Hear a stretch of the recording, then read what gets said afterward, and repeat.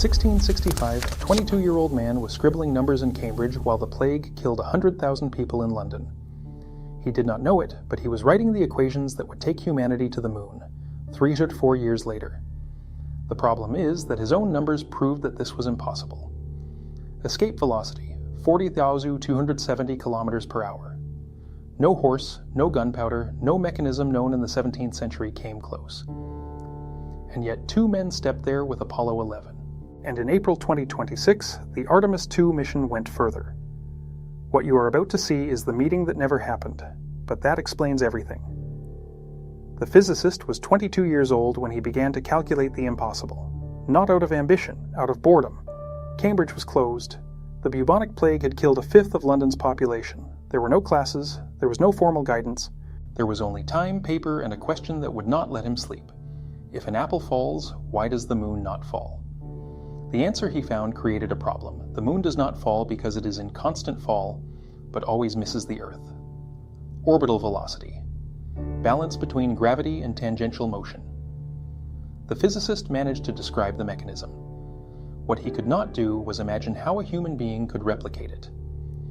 The second his professor entered the room without knocking, he looked at the scattered papers and read out loud what was written. For a body to escape Earth's attraction without return, an initial velocity of approximately 11,000 meters per second would be required. The physicist did not raise his eyes. He replied that this was equivalent to 40,000 kilometers per hour and that no projectile reached that mark, not even if fired from a cannon the size of a cathedral. The second sat down and concluded that then the moon was inaccessible. The physicist partly disagreed. He said that mathematically it was not impossible, but practically it was. He explained that the energy required to accelerate a human mass to that speed exceeded any known combustion.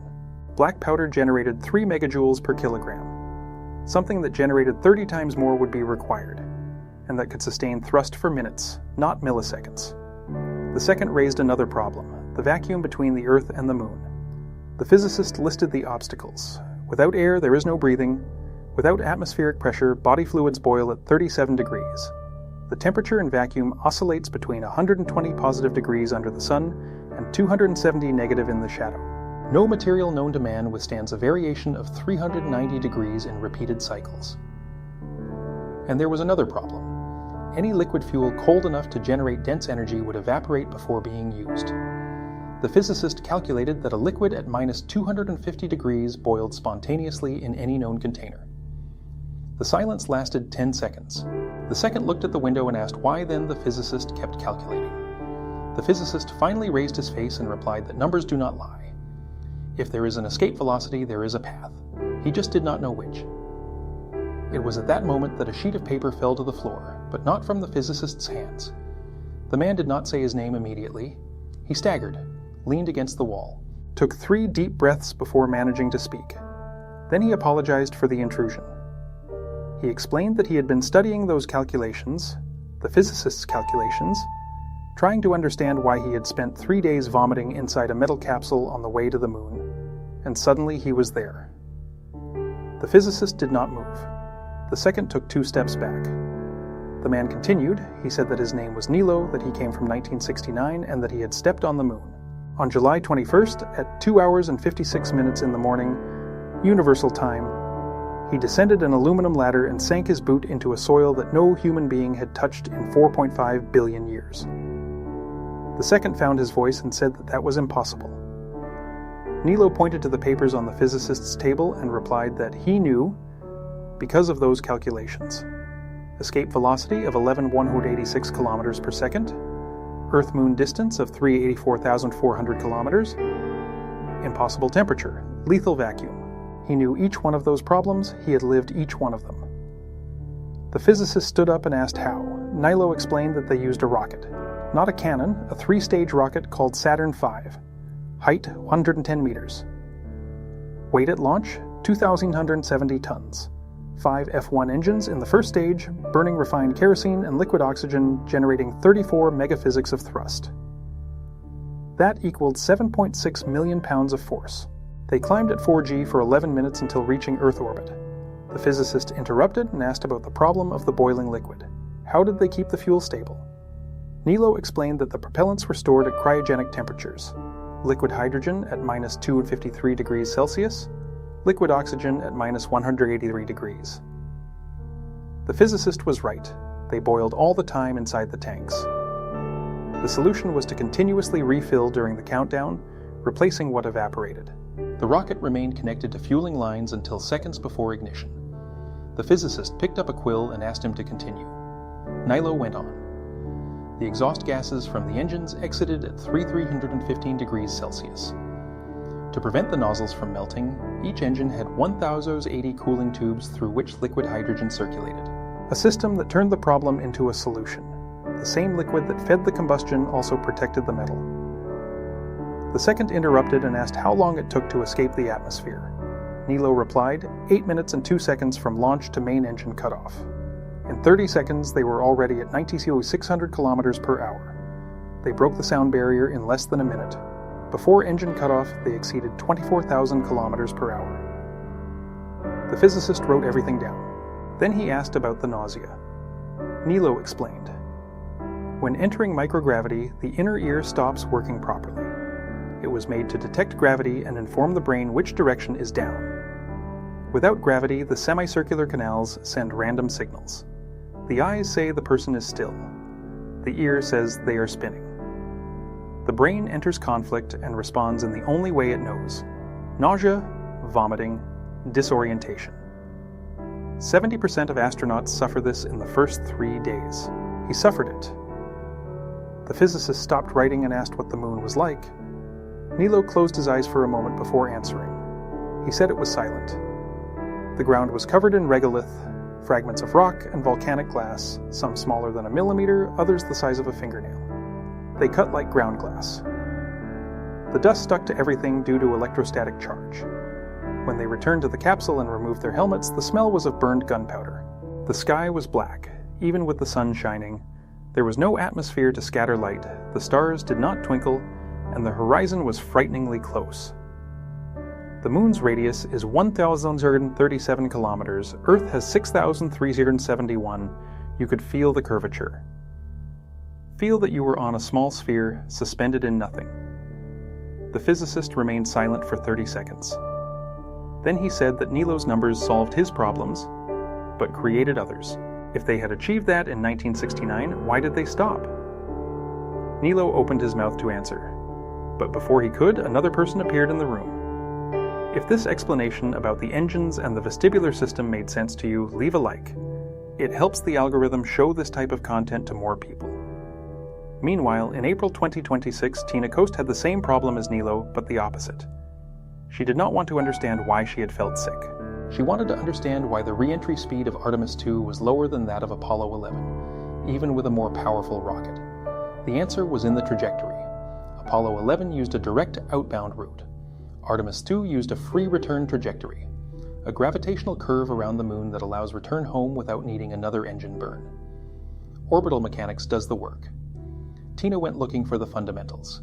She reached the principia of the physicist, and when she read the original escape velocity equation, she felt a dizziness that was not nausea. It was displacement. Tina did not need to introduce herself. Nilo recognized her by the uniform. The physicist recognized her by the numbers she carried, printed on white paper with fonts he had never seen. The physicist said she was from after 1969. It was not a question. Tina confirmed. She said she came from April 2026 and that they had just completed the Artemis II mission. 4 astronauts, 10 days of travel. Lunar flyby at 650 kilometers from the surface. They went farther than any human in history, 400,000 kilometers from Earth, breaking the Apollo 13 record. Nilo frowned and asked about the rocket. Tina explained that the SLS, Space Launch System, was taller than the Statue of Liberty. 98 meters. It generated 39 megaphysics of thrust, 15% more than Saturn V, and carried 733,000 gallons of propellant, the equivalent of 1.5 Olympic swimming pools. 2 solid boosters of 17 floors each, weighing 725,000 kilos each. They burned for 2.5 minutes. 4 RS-25 engines in the core stage, burning for 8 minutes. The physicist interrupted, asked if they still used the cooling tubes Nilo had described. Tina confirmed. The RS-25 engines were updated versions of the same engines used in the Space Shuttle program. The gases still exited at more than 3,300 degrees. The 1 through 80 tubes still circulated liquid hydrogen. Some solutions do not need to be reinvented, they need to be refined. The second asked how long it took to reach orbit. Tina replied, 8 minutes and 2 seconds, exactly the same time as Apollo. Some things are dictated by physics, not technology. Nilo asked if they had only flown by without landing. Tina explained that they had not landed yet. The first crewed landing since 1972 was scheduled for 2028. But Artemis II proved that the Orion capsule, which they named Integrity, worked with humans on board. The physicist asked about re-entry. Tina described. The capsule returned at 38,600 kilometers per hour. The heat shield reached 260 degrees Celsius. In 13 minutes, they descended from 120,000 meters to the ocean. For 6 minutes, they lost contact with Earth. The plasma formed by friction blocked any radio signal. The physicist said that 57 years had passed between Nilo and her. He wanted to know why. Tina hesitated before answering. She said it was politics, budget, priorities. After Apollo 17 in 1972, there was no longer a space race. The Soviet Union gave up. Funding dried up. Decades were spent building orbital stations instead of going farther. She then said something she thought the physicist would appreciate. During the Artemis II countdown, a battery in the launch abort system showed temperature outside the standard. The team needed to verify whether it was a sensor failure or the battery. The solution was to retrieve equipment from the Space Shuttle era, stored for decades in the assembly building, and use it to test the system. It worked. They launched on schedule. The physicist asked if now they had truly returned. Tina confirmed and said that this time it was to stay. The objective was not only to step on the moon, it was to build a base, extract resources, use the moon as a springboard to Mars. The physicist looked at his own calculations and began to reason out loud. Mars's escape velocity was lower, about 5 kilometers per second, but the average distance was 225 million kilometers. The journey would take, Tina completed, 7 months at minimum, with current technology. The silence in the room lasted longer than anyone expected. It was the second who broke it. He said that the two, Nilo and Tina, had arrived there by accident, studying numbers, the same numbers. And he pointed to the physicist, his numbers. Tina nodded and said that physics does not change. What changes is engineering. The physicist had given the equations. Nilo proved that they worked. She was proving that they still worked, 304 years after being written in that room on that table.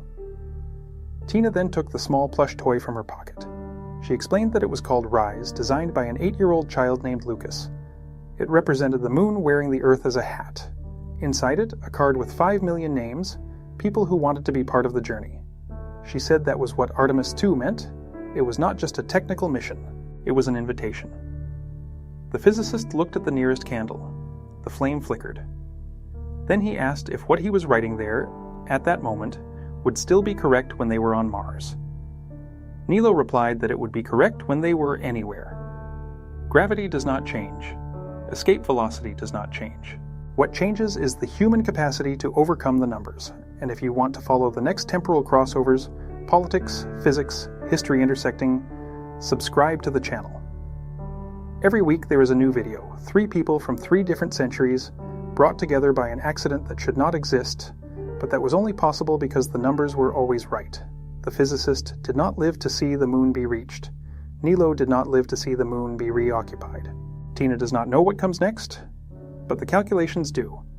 And the free return trajectory that brought Artemis II back home, without needing a single additional engine burn, is the same gravitational curve that the physicist described in that room in 1665. The moon pulls, the Earth pulls back.